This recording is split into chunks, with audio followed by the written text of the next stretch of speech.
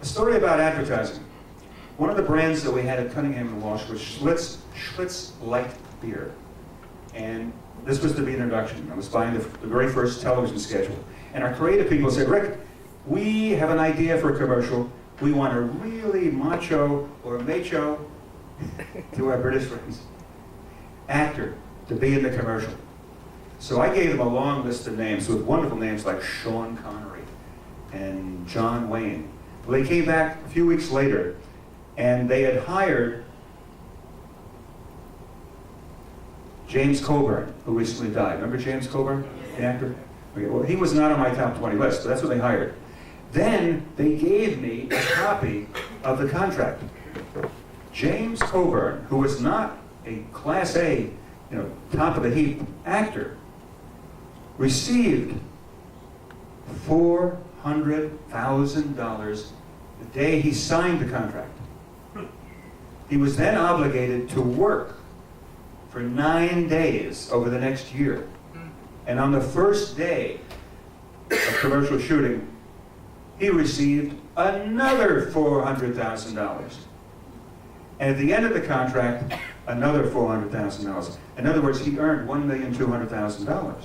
Well, when you have a man who's a major professional Hollywood star, you don't audition that person, right?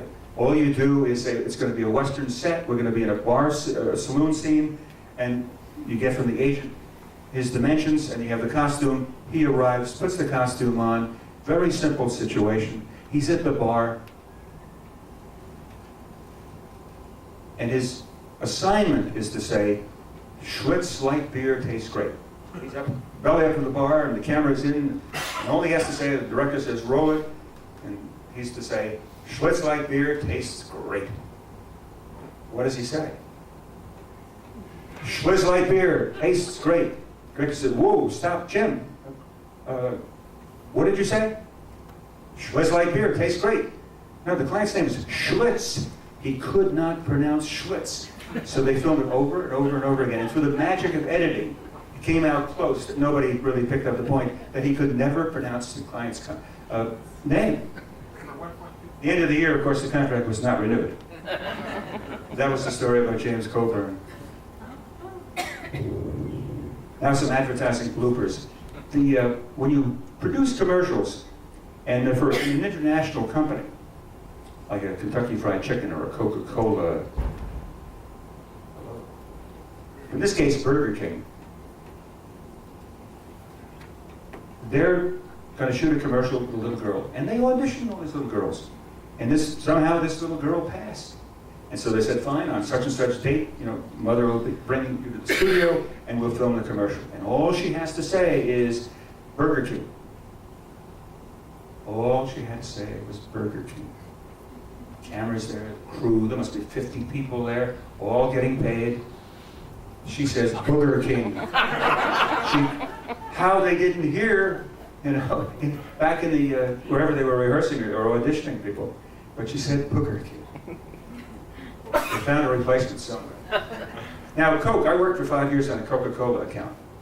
And when they went into China, this is where you have to be very careful, because you got the different dialects. When you take a theme from one country and try to move it to another, or even in this case, the name of the product, you have to be extremely careful. And look what happened to Coca-Cola. Their name came out Ki-Ku-Kila, but it translated into Bite the Wax Tadpole, or Female Horse Stuffed with Wax. Pretty appealing name for a soft drink, right? So they changed it to something now that translates to Happiness in the Mouth. Now, Kentucky Fried Chicken, this is my favorite. They're trying to translate finger licking good. Eat your fingers off is what it came out to be. Kind of sure.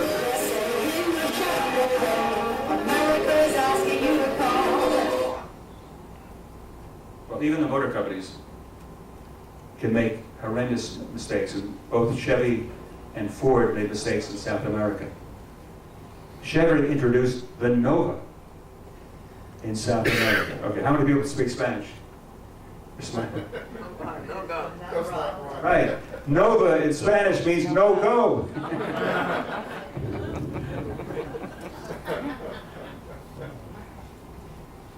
And then our friends at the Ford Motor Company. My dad worked there for 42 years. They introduced the Pinto into South America. Pinto is a slang word.